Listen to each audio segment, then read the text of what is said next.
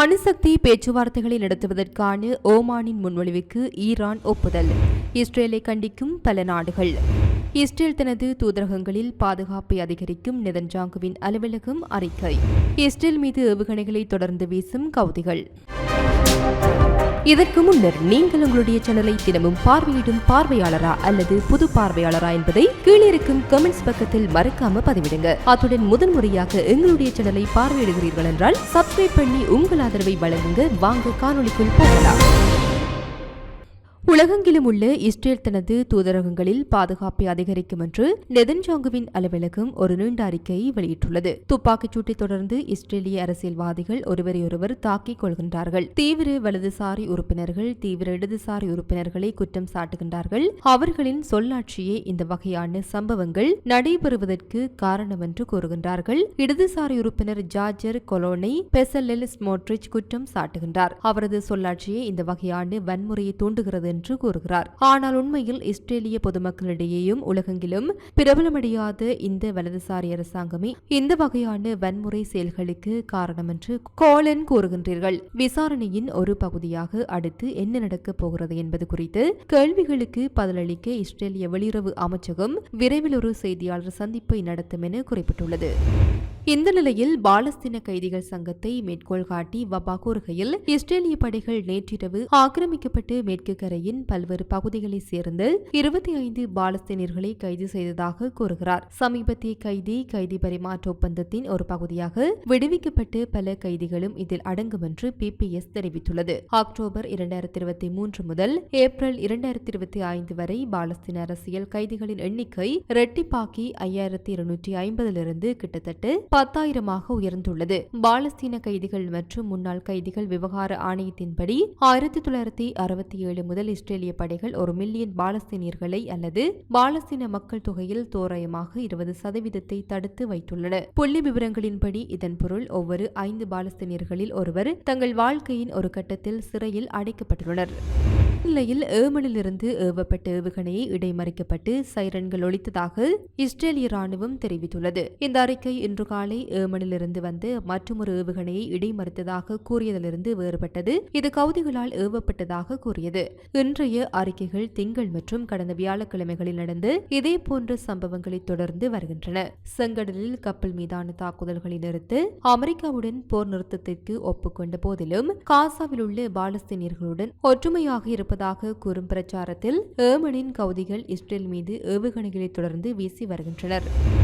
இந்த நிலையில் ஆக்கிரமிக்கப்பட்ட மேற்கு கரை நகரமான ஜெனினில் ஐரோப்பிய ஒன்றியம் மற்றும் அரபு ராஜதந்திரிகளின் குழுவை நோக்கி இஸ்ரேலிய படைகள் துப்பாக்கிச்சூடு நடத்தியதை அடுத்து பிரான்ஸ், ஸ்பெயின், கனடா மற்றும் இங்கிலாந்து உள்ளிட்ட பல நாடுகள் அந்தந்த இஸ்ரேலிய தூதர்களை வரவழைத்துள்ளன. உருகுவேயின் வெளியுறவு அமைச்சகம் இப்போது தூதர் மைக்கேல் கெரிஷ்கோவிட்ஸை அழைத்து துப்பாக்கிச்சூடு ஏன் நடந்தது என்பது குறித்து அறிக்கையிடப்பட்ட உண்மைகளை தெளிவுபடுத்துமாறு கேட்டுக் கொண்டதாக அறிவித்துள்ளது. புதன்கிழமை துப்பாக்கிச்சூடு நடத்தப்பட்ட வெளிநாட்டு ராஜதந்திரி உருகுவே பிரதிநிதி ஒருவரும் அடங்குவர் என்று தெரிவிக்கப்பட்டுள்ளது.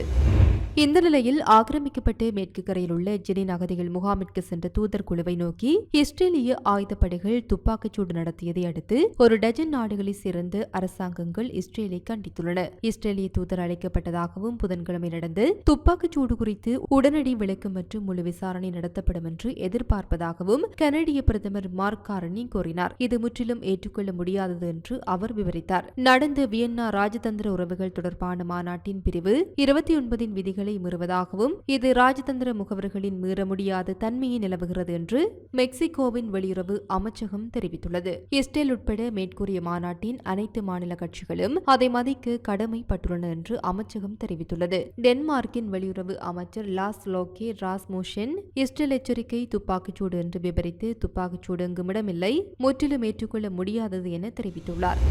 வெள்ளிக்கிழமை ரோமில் அமெரிக்காவுடன் 5வது சுற்று மறைமுக அணுசக்தி பேச்சுவார்த்தைகளை நடத்துவதற்கான ஓமானின் முன்மொழிவுக்கு ஈரான் ஒப்புக்கொண்டதாக வெளியுறவு அமைச்சக செய்தி தொடர்பாளர் எஸ்மாயின் பகாஜி புதன்கிழமை தெரிவித்தார். ஜுரேனியம் செறிவூட்டல் மற்றும் கொடூரமான தடைகளை நீக்குதல் உள்ளிட்ட அணுசக்தியை அமைதியான முறையில் பயன்படுத்துவது தொடர்பான நாட்டின் உரிமைகள் மற்றும் நலன்களை பின்தொடர்வதிலும் பாதுகாப்பதிலும் ஈரானிய பேச்சுவார்த்தை குழு உறுதியாக இருப்பதாகவும் அந்த இலக்குகளை அடைய எந்த முயற்சியையும் அல்லது முன்முயற்சியையும் விட்டுவிடாது என்றும் பகாய் ஒரு அறிக்கையில் தெரிவித்தார். ஓமானின் வசதியுடன் ஈரானிய மற்றும் மற்றும் அமெரிக்க பிரதிநிதிகள் ஏப்ரல் முதல் தெஹ்ரானின் அணுசக்தி திட்டம் மற்றும் அமெரிக்க தடைகளை நீக்குவது குறித்து இதுவரை 4 சுற்று மறைமுக பேச்சுவார்த்தைகளை நடத்தியுள்ளனர். 4வது சுற்று மே 11 அன்று மஸ்கட்டில் நடைபெற்றது.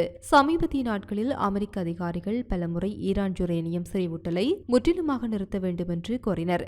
இந்த கோரிக்கையை தெஹ்ரான் உறுதியாக நிராகரித்தது. அமெரிக்க வர்த்தக கூட்டாளிகளிடமிருந்து இறக்குமதி செய்யப்படும் பொருட்களுக்கு அதிக வரிகளை விதிக்க ஜனாதிபதி டொனால்டு டிரம்பின் விடுதலை நாள் வரிகளை தடுக்க கோரி 12 அமெரிக்க மாநிலங்கள் நேற்றைய தினம் கூட்டாட்சி நீதிமன்றத்தில் மனு தாக்கல் செய்தன. அமெரிக்க வர்த்தக பங்காளிகளிடமிருந்து இறக்குமதி செய்யப்படும் பொருட்களுக்கு அதிக வரிகளை விதிக்க தேசிய அவசர நிலையை அமுல்படுத்துவதன் மூலம் அவர் தனது அதிகாரத்தை மீறியதாக கூறினர். நியூயார்க் நகரில் அமைந்துள்ள சர்வதேச வர்த்தக நீதிமன்றத்தின் 3 நீதிபதிகள் கொண்ட குழு நியூயார்க் மற்றும் இல்லினாய்ஸ் உட்பட 12 மாநிலங்களை சேர்ந்த ஜனநாயக கட்சி வழக்கறிஞர்கள் தாக்கல் செய்த வழக்கில் வாதங்களை மதிப்பாய்வு செய்தது.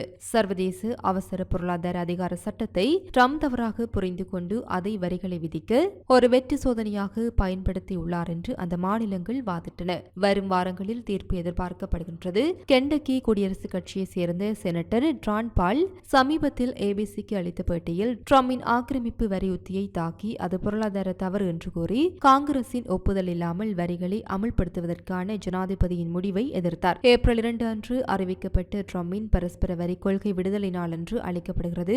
அமெரிக்க வர்த்தக பற்றாக்குறைக்கு பங்களிக்கும் நியாயமற்ற வர்த்தக நடைமுறைகள் என்று அவர் கருதுவதை நிவர்த்தி செய்வதை நோக்கமாக கொண்டுள்ளது. இந்த கொள்கை அதன் பொருளாதார பகுத்தறிவு மற்றும் சட்ட அடித்தளம் குறித்து குறிப்பிடத்தக்க விவாதத்தை தூண்டியுள்ளது. மேலும் உலகளாவிய வர்த்தக உறவுகளில் நீண்டகால தாக்கங்கள் ஏற்படக்கூடும் என்று விமர்சகர்கள் எச்சரிக்கின்றனர்.